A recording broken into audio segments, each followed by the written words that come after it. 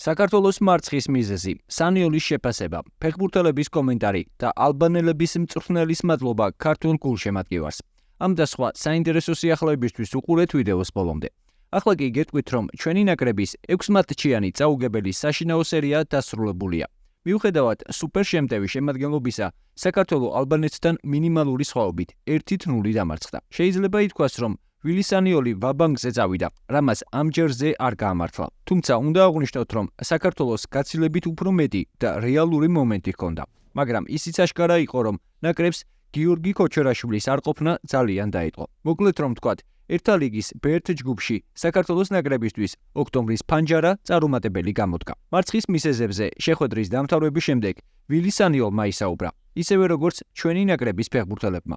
მათ მოსმენამდე არ დაგეზაროს დამითმე ზუსტად 2 წამი, დაალაიქე ვიდეო და გამოიწერე არხი. ზოგჯერ მარცხის შემდეგ ყველაფრის უარყოფითად დანახვა და ნეგატიურად გაანალიზება გვჩვევია. ჩემი გადმოსახედიდან ჩვენ ბურთს ვაკონტროლებდით და მეტოქეზე მეტი შანსიც ჰქონდა. მათ 2 მომენტი ჰქონდათ და გოლიც გაიტანეს. სავარაუდოდ მარცხის მთავარი მიზეზი ისაა, რომ მეტოქის საჯარიმოში მეტი სწორი გადაწყვეტილება უნდა მიგვეღო. ხშირად არასწორ გადაწყვეტილებებს ვიღებდით მეტოქის საჯარიმოში. უნდა გავაანალიზოთ ეს ყველაფერი.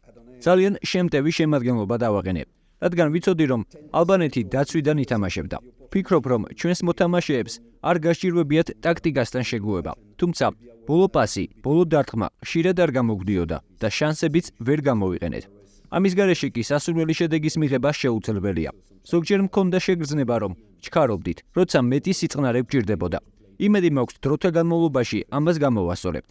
დღევანდელი შედეგით, რა თქმა უნდა, ძალიან გულდაწყვეტილი ვარ.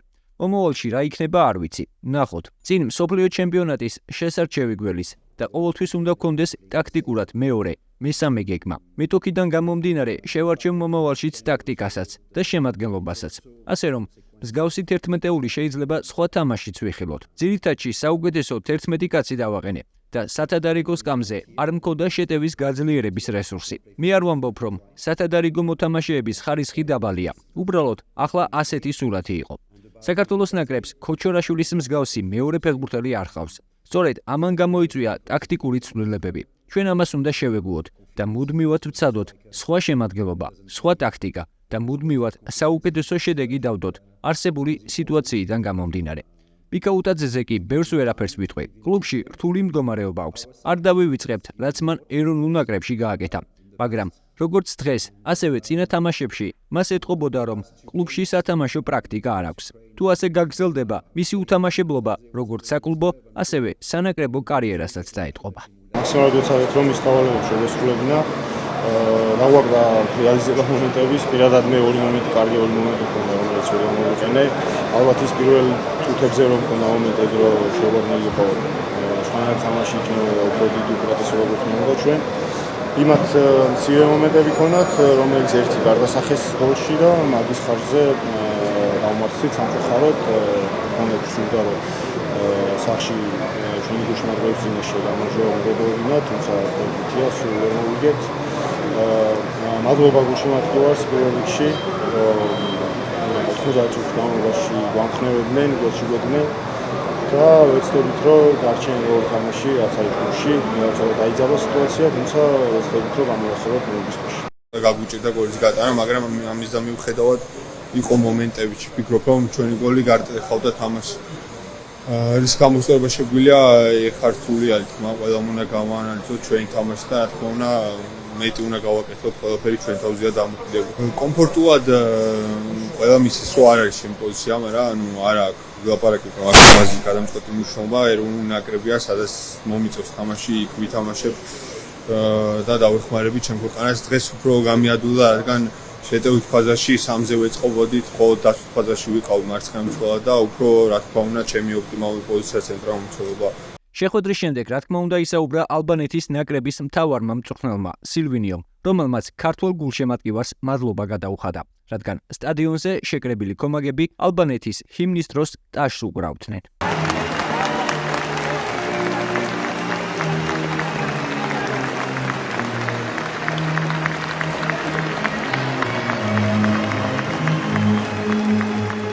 I have to say thank you for everyone მადლობას გიხდით იმ პატივისცემისთვის, რაც ჰიმნის დროს გამოხატეთ. ფეხბურთის სანახაობა და ქართულმა მხარემ ძალიან კარგი ჟესტი დაგვანახა. ეს ძალიან დასაფასებელია.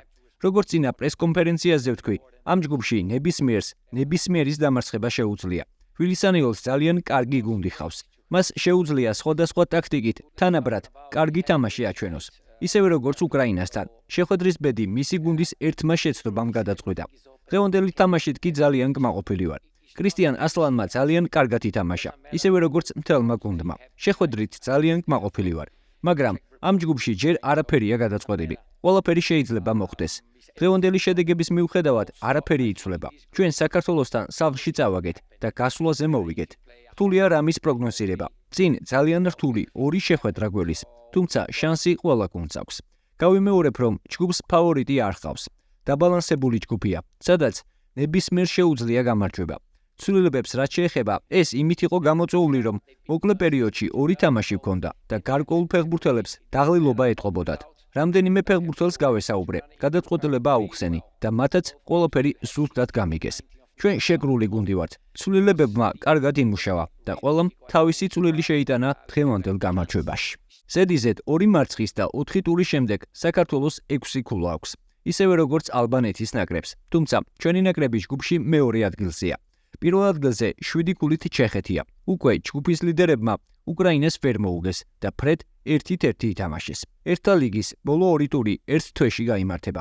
16 ნოემბერს საქართველოს ნაკრები ბათუმში უკრაინას უმასპინძლებს, ხოლო 19 ნოემბერს ჩეხეთის ნაკრებს ესტუმრება. რა თქმა უნდა, ორივე შეხვედრაში აუცილებლად გამარჯვება გვჭირდება. ახლა კი გავამხნევოთ ჩვენი ბიჭები და თუ მოგეწონათ ვიდეო, დაალაიქეთ და გამოიწერეთ.